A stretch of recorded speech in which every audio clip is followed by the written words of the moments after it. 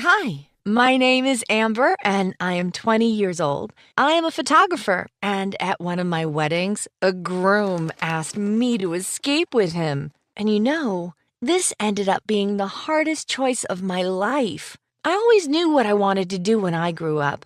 I was going to be a professional photographer, a camera artist.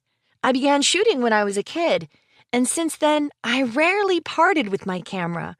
Most of all, I love to shoot people, to bring out their inner beauty with my camera.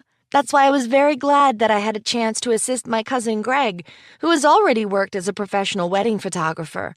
When I was a kid, I rarely saw my cousin Greg. But as he started to gain popularity and got more and more invitations to work in other states, he realized that he'd better get an assistant. And at that time, he remembered his little cousin who expressed a vivid interest in photography. So now I am the official assistant to a wedding photographer. Usually, we'd arrive the day before, run the rehearsal, and shoot all the pre-wedding scenes, both indoors and outdoors.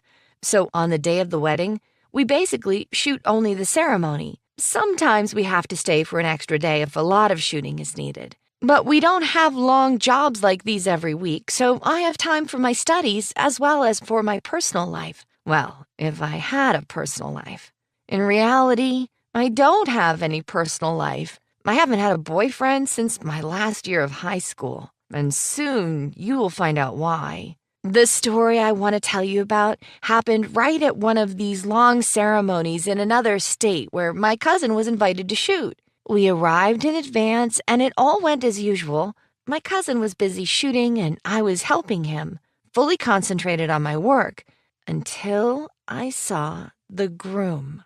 I see you think that I've already guessed that I somehow fell in love with the groom, and now that I'm going to tell you about how terrible it was to meet the guy of your dreams on the eve of his wedding day? No, everything was not quite that pathetic, but at the same time, it was pretty sad for me. The groom reminded me of my boyfriend from high school, Marshall. The resemblance was so striking that I thought it must have been a miracle. They looked so much alike. Do you remember that I told you that I did not have a personal life? The reason I stayed single was Marshall. He was my first love, as I was his. We were very happy. We were real high school sweethearts, and no one at our school doubted that we would get married right after graduation. But right before graduation, Marshall suddenly disappeared. It was a very strange situation.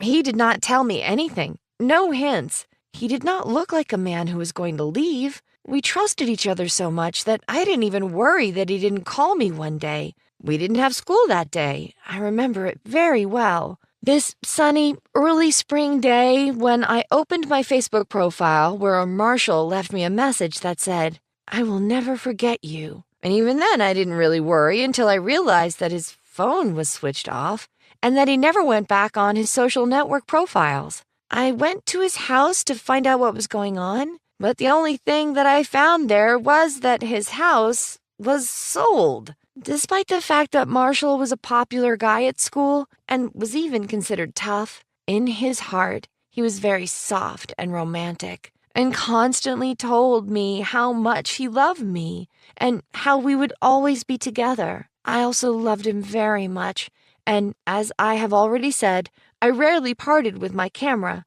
so I shot Marshall everywhere, at baseball games where he played for the school team, at school committee meetings, and every time we went out of town. My whole room was dedicated to Marshall. He looked at me from all my walls, and I did not remove these pictures when he disappeared. I decided that something terrible must have happened. For example, he had done something and was forced to flee. Basically, for the almost 3 years that had passed since graduation, I was waiting for my boyfriend.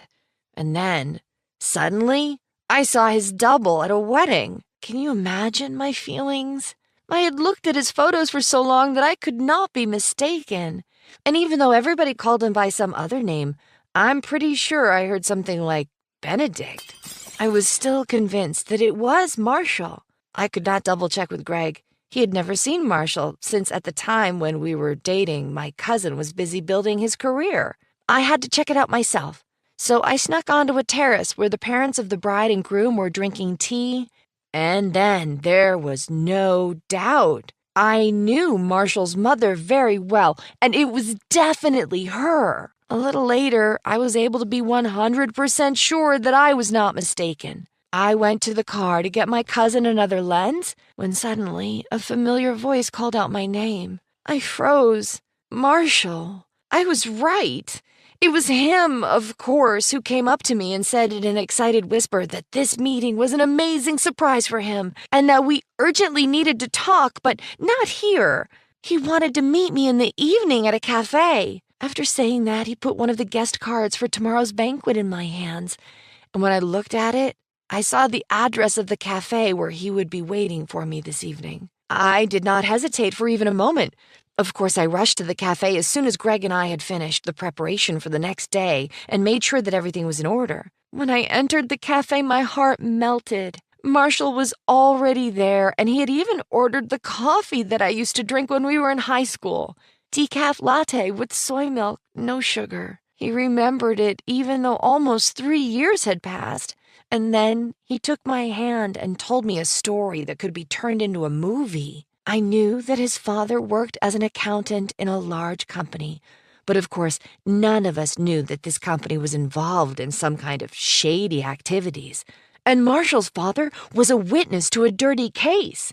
He was asked to make a statement in front of the court, but asked for the witness protection program for himself and his family. Everything was kept in the strictest confidence, and even Marshall himself did not know anything until the last minute. One morning, he was simply confronted with the fact that they were leaving for another state, that he was being transferred to another school, and that the only choice he had at this point was what his new name would be. That was how Marshall became Benedict. Despite all his requests, he was not allowed to inform his beloved girlfriend, that was me, about his departure. The only thing he had managed to secretly do was leave me a message on Facebook, and even for that he was punished and was forced to close his profiles on his social networks. He really loved me, he said. For 2 years, he was trying to find a way to tell me everything without jeopardizing his family and me as well. And then life took its toll, and he met Cindy. And now Cindy is pregnant, and her super old-fashioned and influential parents pressured his family, and now he has to marry her in order to avoid any unnecessary attention that this scandal could draw to his family. The night before the wedding, I could not sleep at all. I looked at the photos from the rehearsal and remembered how happy Marshall and I were a few years ago. I cried and tried to imagine myself in Marshall's place and what I would do if he told me everything. I probably would have left my school and family to be with him. In the morning, my cousin and I went to the church. We had to work anyway. The groom was already there, and the bride was late. I saw that Marshall looked worried, and for a moment I hoped that maybe Cindy had changed her mind. These things happen. Maybe only in the movies, but my story with Marshall was already a lot like something out of a movie. Marshall noticed me too, and suddenly he took out his smartphone, and within a second, I got a message from him. Let's run away from here. Yes, it was our chance to turn our movie-like story into reality. I did not know what to do. On one hand, you see, I wanted to be with Marshall, but on the other, I did not think that Cindy deserved this kind of humiliation. Oh, can you just imagine? The groom runs away from your wedding? And then she would have to live with this memory for the rest of her life. I was so carried away by my daydreams and thoughts that I didn't notice that Cindy had arrived. She was wearing a beautiful dress, and although that day I already knew that she was pregnant, nobody could detect the slightest sign of her condition. Her face was glowing with happiness, and at this moment, I realized that even though I did not know this girl, I did not have any right to ruin her life. I did not want to be tempted, so I turned off my phone and left the ceremony briefly, coming up with some ridiculous excuse for my cousin Greg. Of course, he was furious that I left him to work alone, and I almost lost my job. But if he only knew who the groom was and what he suggested that we do. I never saw Marshall Benedict again. Of course, he did not run away from his own wedding and ended up getting married that day, but he still tried to contact me, so I blocked his phone number. I did not have to block him on any social networks because he did not open any new accounts. Although his wife Cindy regularly posts pictures, including those that my cousin and I shot during the rehearsal, I look at them every now and then, and it hurts a lot when I think I could have been in those pictures in her place, and I probably should have been there. I kept someone else's family together at the cost of my own happiness, and I am still not sure if I did the right thing. One thing I know for certain, it was a good deed, but will it make me happy? Write in the comments what you think about my story. And don't forget to subscribe to this channel.